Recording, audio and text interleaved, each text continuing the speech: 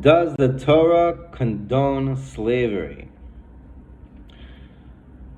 So many people are under the impression that the Torah condones slavery because in Leviticus it says very clearly that Hashem commanded the Jews that when they go into the nation, to the land of Canaan, they should enslave them. So there we have it. The Torah condones slavery. Many justify this by saying how slavery was something embedded into the world and it needed to be gradually removed from the world. So Hashem couldn't tell the Jewish nation not to have slaves at all. Rather, Hashem told them to have slaves in the way that I'll tell you to, which is going to be more kind and more respectful to the slaves, which is a gradual way of weaning the world off of slavery. Now, this doesn't make any sense.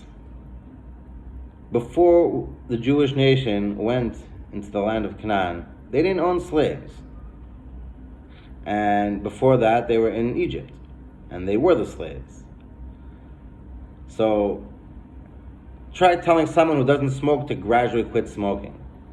It doesn't make any sense. What are you gradually quitting from? That you don't smoke. If you don't smoke, what are you gradually quitting from? It makes zero sense. You're telling me a nation that never owned slaves needs to gradually wean off of enslaving people? They never owned slaves before.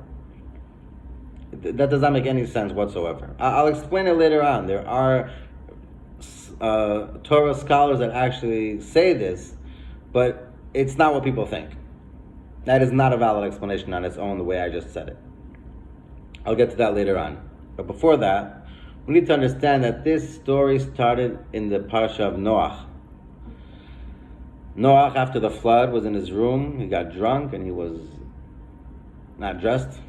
And his grandson Canaan walked in and found him like that. And he told his father. And he caused a great amount of shame and disrespect to Noach. So Noach cursed him and said that your descendants are going to be slaves to their brothers. Now in reality, that never happened. Only when the Jewish nation went into the land of Canaan did they enslave Canaan. So then that curse was actually fulfilled. But until that point, it never happened. And you might ask why? Why is this punishment, this curse being executed hundreds of years later? So the reason is because slavery is extremely harsh and severe and cruel punishment. And even though they were evil, and even in the time of Noach, as we see how he embarrassed and disrespected his grandfather, he was evil, he was not deserving of enslavement. 10 generations later, it says in the verse, it says in the pasuk, Hashem tells Avram Avinu, the sin of the Amorites are not complete. They're still not in a state where they're deserving to be kicked out of the land and deserving to be enslaved. Only when it came time for the Jews to actually enter into the land of Canaan does it say in the pasuk that they were more impure than all the other nations. So now they reached a level of evil where they were so evil that it was actually justified to enslave them. So it was really out of the ordinary fulfillment of a curse that Noach put onto them, what happened to the Canaanites. But being that slavery is not a punishment you find anywhere in the Torah, it doesn't exist. So that is why the scholars explain that Hashem was gradually weaning the Torah, the world off of slavery. In other words, it wasn't for the Jews. The Jews didn't need to be gradually weaned off of slavery. They never even owned slaves. They didn't have a problem with that. But we were setting an example for the world.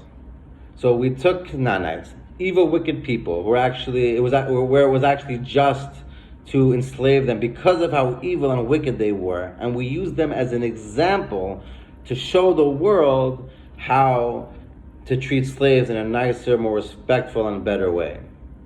And it says later on that all the Canaanites were actually freed. They actually were rehabilitated from the treatment they received from the Jews. They were like part of the family. We're calling them slaves. I don't think they were really slaves. They had really good conditions, you know. And they were rehabilitated and they became more moral and better people.